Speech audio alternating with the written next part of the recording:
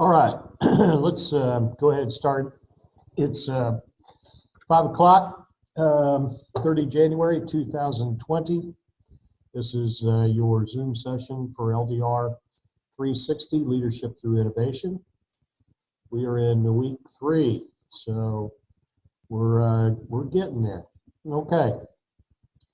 I've got it open up to your Moodle screen. There's nothing really new. No real add-ons or anything there. I do want to make sure you all know where you can find the Zoom sessions. These are under the forum, Zoom sessions, shared video files. Clicking on that will take you, and then you'll see the week Zoom sessions. I'll obviously add week 3 after we're done here today. What happens is Zoom records this video, and then we convert it, and I will then upload it to a channel on YouTube, and the links are always right there. If not uploaded, the video will actually be embedded in that forum. Okay, so pretty simple to find. Should be no real surprises. All right, the rest of it is the norm. Week 3, we find you have a couple questions. Explain how an organization can build a customer value focused strategy. Really critical word there, value. And then the question number 2, choose a sector of your choice to think about the level and depth of market and customer analysis that they'll have to undertake. Okay, so I'm asking you to get into the deep richness of that particular sector. Okay, so just a wave top answer isn't going to quite get there. And fortunately, though, your text, your text gives you a place to go on this. All right, and it should have been very simple figuring out from the reading. So what I'll do is I'll go ahead and cover a couple things from the discussion thread, but before I do that, I want to make sure we're all tracking on our weekly scenarios. Okay, this past week, Virgin Atlantic Airways. All right, I understand that we're coming to grips with what my expectations are. I'm coming to grips with how you write, and we're getting there. Okay, but let's make sure we understand a couple things.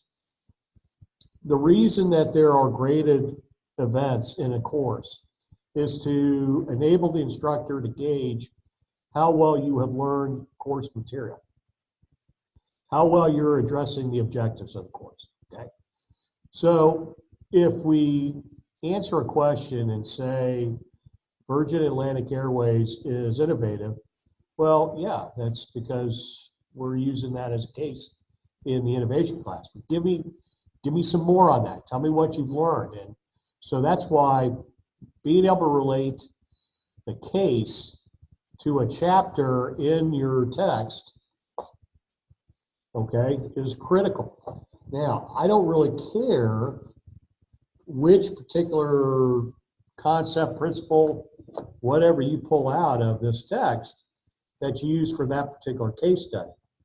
You could have used anything from chapter 1, chapter 2, chapter 3, certainly in answering this particular question. Okay, but the key on it was to bring something from the text into your answer. And when we talk about certain things like forms of innovation, what type of opportunities are there? What are the steps in the innovation process? Okay, how do you build an innovative organization? And this is all very critical things to understanding what's going on and for you to be able to articulate. Now, for this particular chapter, this was Virgin Atlantic, okay, right? So that would have been probably, what, chapter 2? Right, chapter 2, creativity and innovation. All right, so we're going after value. Because really, innovation is worthless without a customer being able to assign value to it, all right? And in this case, it doesn't have to be distinctly a product, okay? A customer, say for example, a taxpayer within a government, state, city, local, whatever, or a civilian citizen as it relates to police service, could also be technically a customer, okay? And so that's kind of where we were heading with that particular question. The other aspects to it become a little bit more interesting as you start to dive into it, okay? But when you look at Virgin Atlantic, and I'm going to share my feedback here with you.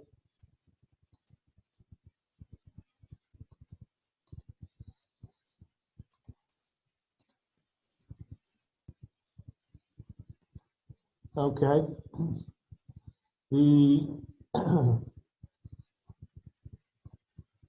The first thing is a brief description of the scenario, all right? Don't spend a whole lot of time on that, okay? You obviously set it up a little bit. This particular week's response is in regard to the Virgin Atlantic Airways scenario. Distinctly, Richard Branson, well-known entrepreneur, ...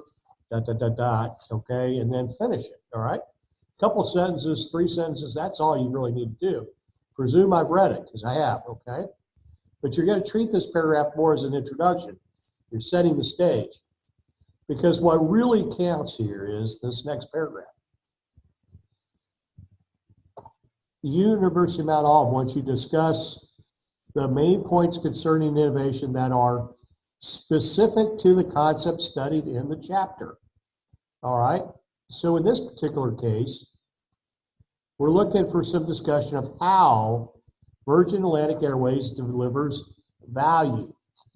Not asking how are they innovative. We know they're innovative, all right? But how do they deliver value? How does that CEO encourage creativity? Does he follow the 5 components of the creative process? Okay, remember, creative process, pages 29, 30, okay? So I'm trying to do this backwards here. There we go, all right? Do they follow it? Okay. What are those 5 steps? Preparation, incubation, illumination. All right, so pull that in. Is the organization structured to allow for creativity? Okay, and and sure enough, in the chapter on page 32, it talks about there are 4 important components to successful creativity in an organization. All right, knowledge, skills, and expertise, what's known as KSE. Drive, motivation, perseverance, creative thinking and discovery, flexibility and support. Do you suppose the leadership of Virgin Atlantic supports subordinate creativity? Okay.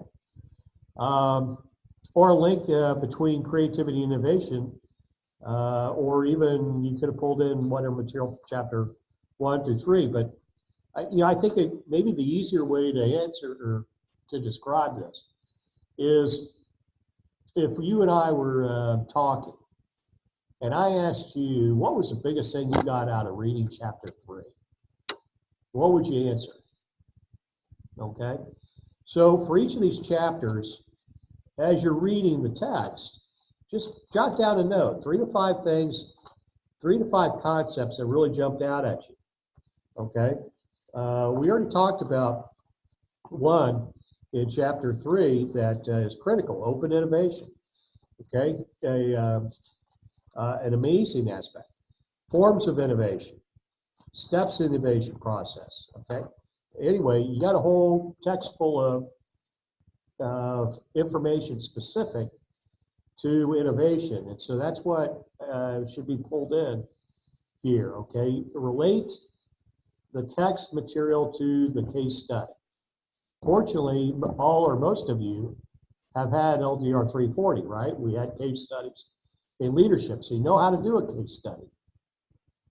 You know how to diagnose a problem. You know how to do a decision, and you know how to do an evaluation, right? Okay. Now, after you've done that, how the material is applicable to the student's career or future, okay? So don't sit here and say, well, it doesn't really apply to what I do now. And I don't think it'll apply to anything I plan to do. Well, that's okay. I mean, I guess I understand some of that in a specific manner, but it's really hard to swallow that the basic concepts of innovation in this textbook that you're being introduced to can't be used in any organization or any type of framework under which you live, okay, regardless of whether that's at your work, that's at your church, that's at your play, okay? Now, when I say related the material as applicable, excuse me, to your career, you earlier had a case study on Facebook, and this one on Virgin Atlantic. Okay, we are not trying to relate how Virgin Atlantic Airways will apply to your career. We're not talking about how Facebook applies to your career. What we're talking about is the material. In other words, relate the chapter 2 and 3 material, the creativity in organization, the linkages to innovation in the form of commitment, perseverance, and passion for pursuing entrepreneurial activity and innovation.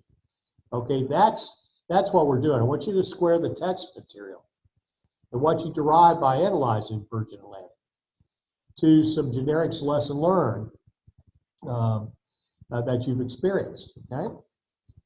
Then we have to do an evaluation of successful, non-successful aspects of a company scenario, okay? Well, you remember an evaluation, the critical piece from LDR 340.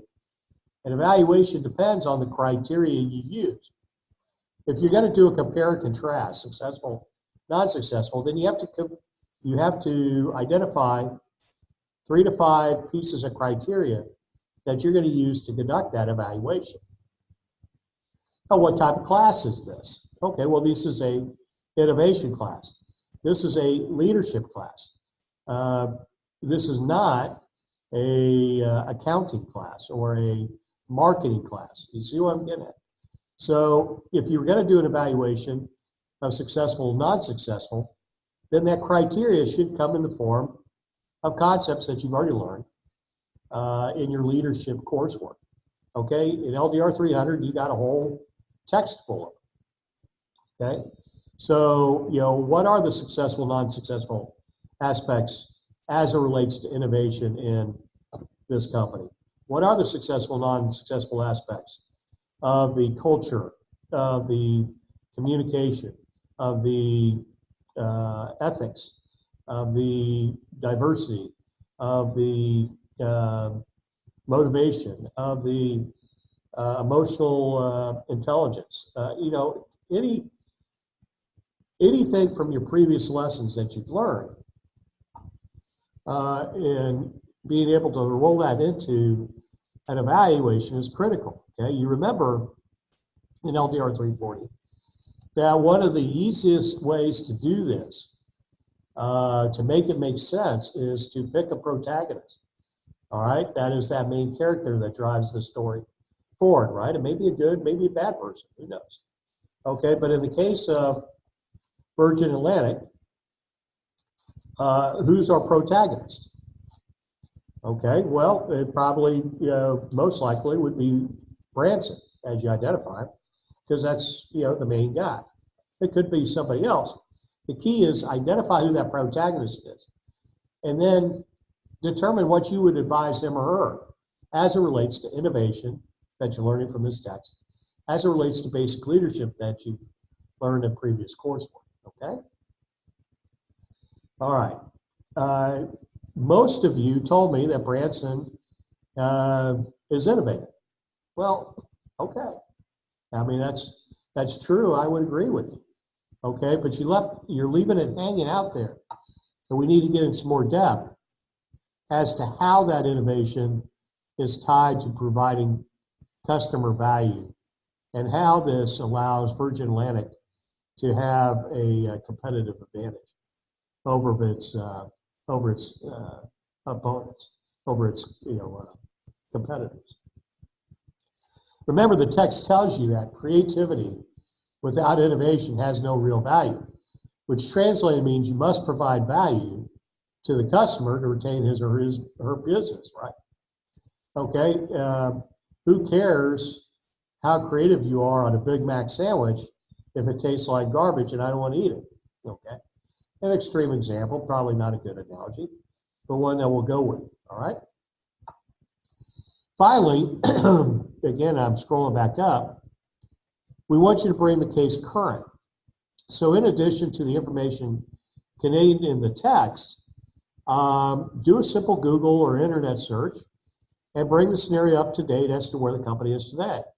Okay, are they in the news? Are they still in business? Okay, you may have here a couple that aren't even in business anymore, and then go from there. I live in Jacksonville, North Carolina. We change out businesses around here almost at the cyclic rate. Got a brand new steak and shake restaurant that opened up, maybe a year ago, and already I think it's closed. And I just noticed it today. So things are very dynamic, and so what we want to do is bring up the scenario up to date, and that means specifically what is positive and negative concerning innovation in that company. Okay, have they embarked on a new plan? Have they got a new concept deriving? Are they reorganizing? Are they about ready to acquire? You see what I'm getting at there. And then offer a brief environmental analysis to ascertain whether the environment has changed since this scenario was written, and if so, what's occurred and how's it affected the company, okay? When we say an environmental analysis, we're not talking about how green the course is, or the company is. We're not talking about social justice. We're not talking about man-made global warming, climate change, any of that. We're talking about environmental analysis. Now, most of you probably haven't been taught this. I'm going to have to go in and look at the whole leadership criteria to figure out what dropped out. But remember, when we talk in environmental analysis, we're essentially talking a SWOT analysis, okay? And what SWOT stands for is strengths, weaknesses, okay, which is internal. Forgive my handwriting. And opportunities, threats, which are typically, external to the organization, okay? And I give you a slide here on how to do it, okay? This is something I teach all my classes, and you should learn this. Excuse me for having to take a drink there. An environmental analysis is looking at what is the company's strengths, and we want to maintain those, right? We want to fix or improve any weaknesses that the company has. In the aspect of opportunities, we want to capitalize on. We don't want to miss them. Okay, sometimes you can hold on to an initiative for too long, and you lose a lot of opportunities where you could have made money just because you haven't gotten it to market yet. Think of a movie. A few years ago, Val Kilmer and Kurt Russell starred in a movie called Tombstone. A lot of you, I'm sure, have seen it. Story of Wyatt Earp and Doc Holliday. Well, funny that another studio produced a Wyatt Earp movie with Kevin Costner and released it at about the same time. The Kurt Russell Wyatt in Tombstone came out before the Kevin Costner movie. Well, guess which movie was considered the copycat? Yeah, the Kevin Costner movie. So it didn't do as well. There was an opportunity there that studio lost by not getting their movie out to market sooner. And then we want to defend against threats. All right, threats can be any number of things. It can be natural disasters. They can be a union that threatens to go on strike. It could be a problem in my supply chain. You know, there may be a massive earthquake in the country that I derive raw materials that feeds my production process. Other threats can be in the form of regulation or outright lawmaking. For example, you see from time to time Facebook and other companies are brought up on Capitol Hill to be excoriated for any number of for things. Okay, and then ultimately, obviously, other threats, which would include competitors. All right. Now, as we talked about Virgin Atlantic, the text doesn't highlight, but then in July 2017, Virgin Atlantic announced its intention to form a joint venture with Air France KLM.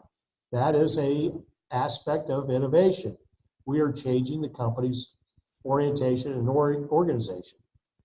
Okay, and to look at that from a swap perspective would be good.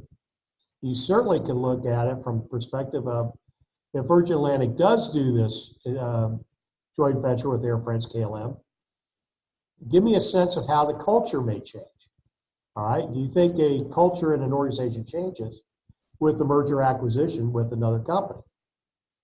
Particularly if the other company is a competitor. Okay, so you go from one day where you're in competition with Air France KLM, and then the next day, you know, we're all buds. We're the same team. That's, you know, very unique dynamic that isn't necessarily easy to work through. Okay, I mentioned getting the key takeaways out of these chapters. So, you know, just jot some down. These are 3 to 5 that I jotted down. Creativity without innovation has no real value. Unless people are going to pay you for it, why are you putting it into your product? Okay. The way an organization is structured can determine their level of success. I've shared with some of you before the 7 keys for organizational success. Comes down to very simple 3 who's and 4 hows. Who do you recruit? Who do you make manager? And who do you promote to senior leadership? The structure piece can also come in the framework of the 4 hows. How do you train? How do you equip? How do you organize? And how do you accomplish a mission? But if I have a bunch of senior officers, senior leadership that don't believe in giving time off to allow you to pursue another degree or, you know, another opportunity, I may have some issues. I may not be getting the most out of everybody. Okay, just as an example. Okay, creativity is initiated at the individual level. So at the organizational level, your climate in that organization, your culture of that organization is going to influence individual behavior. If I am trying to get my individuals to be more creative, and yet my middle management continues to harangue you as you're trying to be creative, it doesn't give you the time to be creative. When you are working on creativity or innovation, interrupts you and tells you to stop. Won't allow you to pursue a degree. Okay, you get what I'm getting at. These are all going to address or influence individual behavior, okay? Sum all this up, you're in the realm of the leader.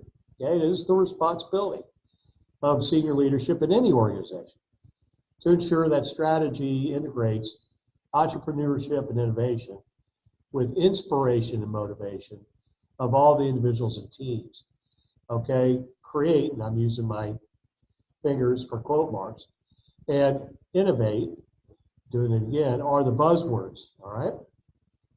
And we should be hiring, developing, leading, and organizing to do just that. If we aren't hiring creative people, we're hiring Theory X types who have a very high external locus of control, then we may have a problem. Okay, I need a certain type of individual to thrive in my innovative company. Take another sip here. Who here remembers locus of control from LDR 300? Okay, internal and external. Don't forget some of these principles, all right? Okay, so let's do enough of that. And let's take a look at the questions.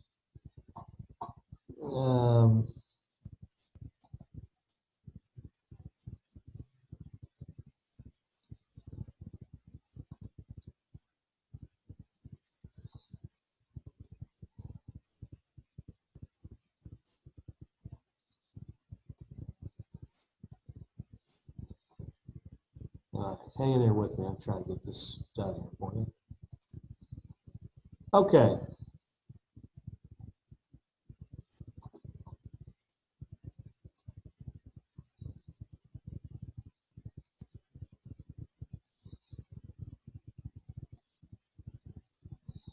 All right. So in our discussion forum, explain how an organization can build a customer value-focused strategy.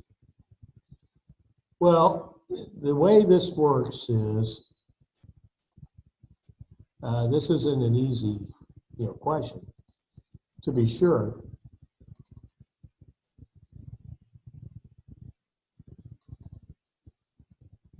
But let me pull up what I've given you.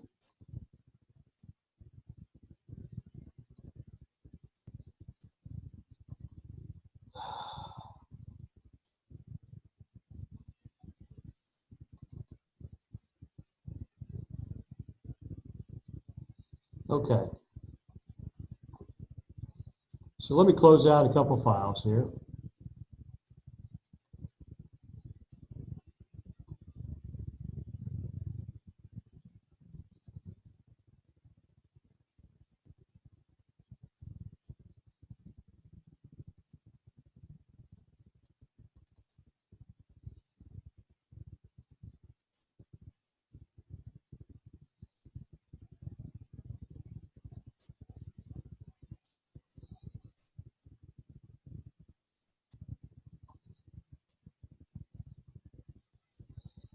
I'm sorry, I'm in week 3.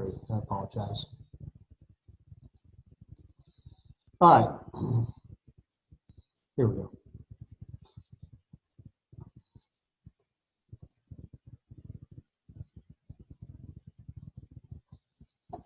So you should see up here on my board the 2 discussion questions.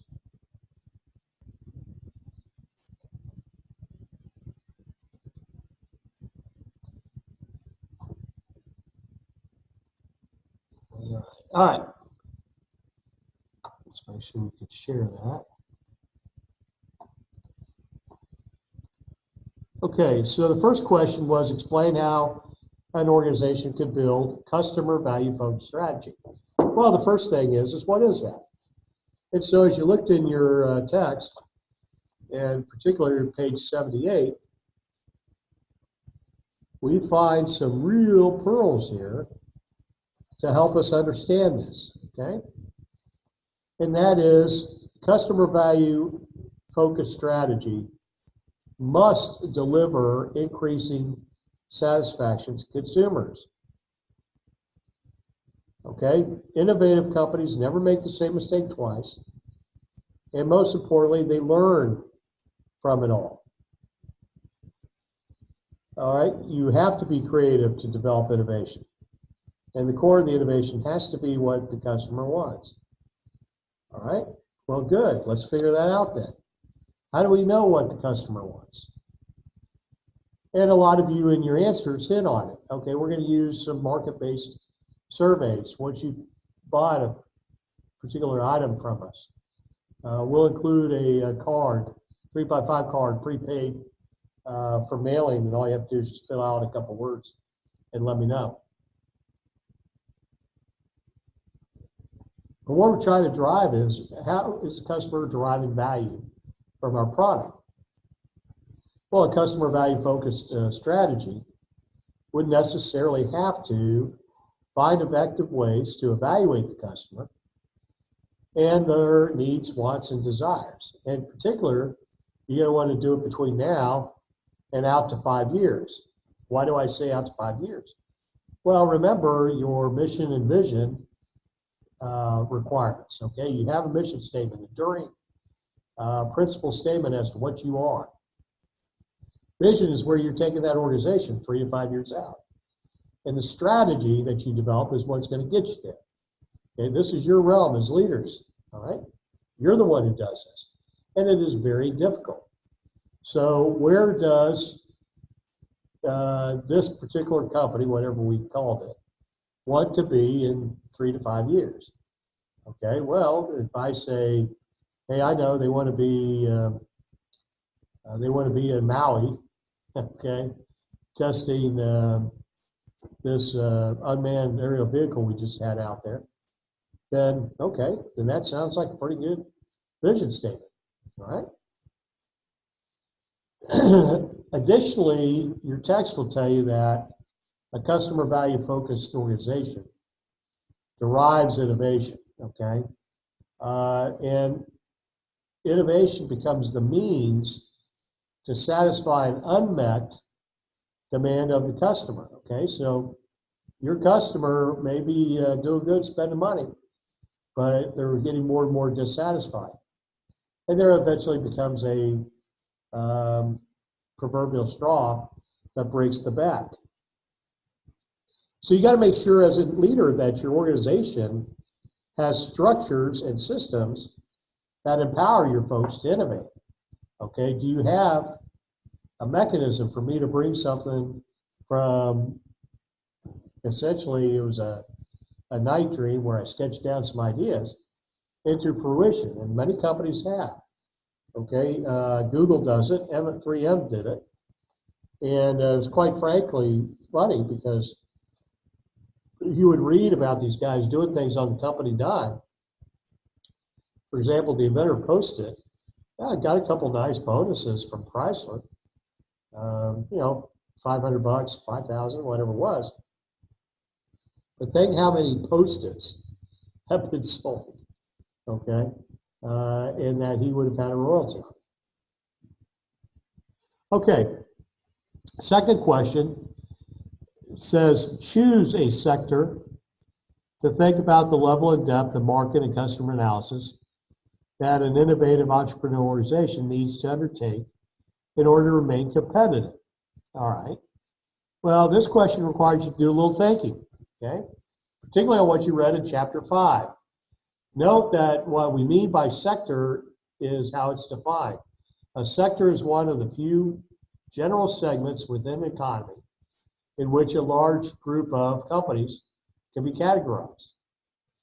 And generally, there are 4 sectors in the economy. Sector of agricultural, mining, and forestry, the extraction, harvesting, of natural products from the earth. Okay. Second sector is the processing, manufacturing, and construction of new homes, buildings, and the like. Okay, essentially your manufacturing base. The third is the providing of services, for example, retail sales, entertainment, or financial. Excuse me.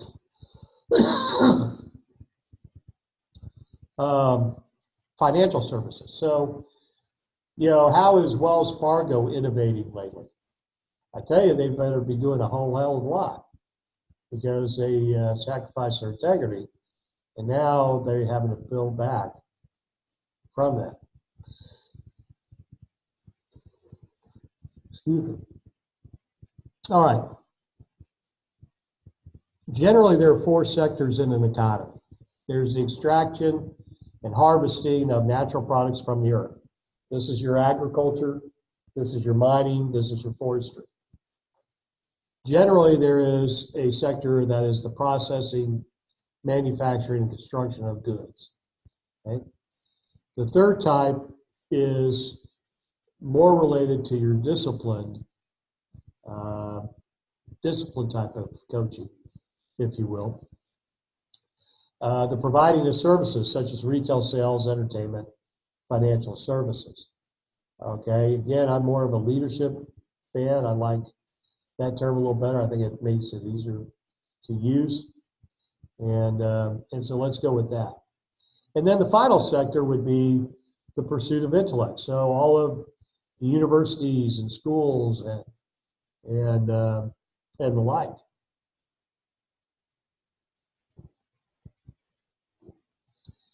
So of those four, think about or choose one of them, okay, to think about the level and depth of market and customer analysis that organization would have to go through. So if you're saying that your sector is IT and you're worried about a MacBook, then you are probably going to choose that sector. Okay, we're going to choose that sector of computers and compliance issues, particularly with HIPAA. Well, that's going to cause that organization to have to be very creative in how they dispel their prescriptions and how they treat and how they basically run their floors, okay? Then you find out, okay, somebody may have tried to pick LDR, I don't know, 340 maybe, whatever it is. That sounds right. Okay, we may focus in on somebody, an actor that we think is look good looking, or we may notice that somebody's being shown the door. All right, but pick a sector, okay? And remember, within a sector, you'll see the term industry used. Okay, industry meaning a much more specific grouping of companies with very similar business activities. So when you see 3 or 4 companies with similar facilities, you're kind of wondering, well, what caused that? And a lot of what caused that was your recent elected and installed treasurer, secretary of the treasury for the state of North Carolina, okay? All right, so pick one, and then that allows us to kind of figure it out. So if I'm going through this list, extraction, harvesting of natural products, manufacturing, construction, pursuit of intellect, I'm going to go kind of on the dumb side. I got to try to probably bring my raft in at least to that near shoal, okay, and see what I can trade. All right. Now remember from our text in reading chapter 5, we see that market orientation and consumer or customer focus has been the foundation of an organization's success in entrepreneurial boy, that's tough for me to say tonight. Approach is going to be critical, okay? To expand, understanding your knowledge, your market, your customer needs are critical in any endeavor, particularly as it relates to approach and to minimize your phenomenal talent, okay?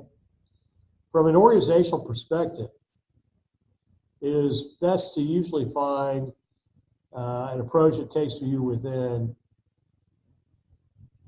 say, 250 yards, okay, maybe 300. And so I'm going to do that. I'm going to drive out there and see. Now, flip over to page 96 of your text with me. All right.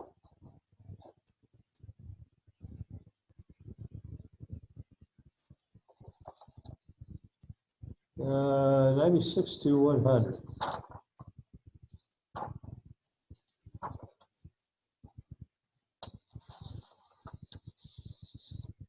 Okay, so right there you got market and customer trends. And that's pretty good stuff.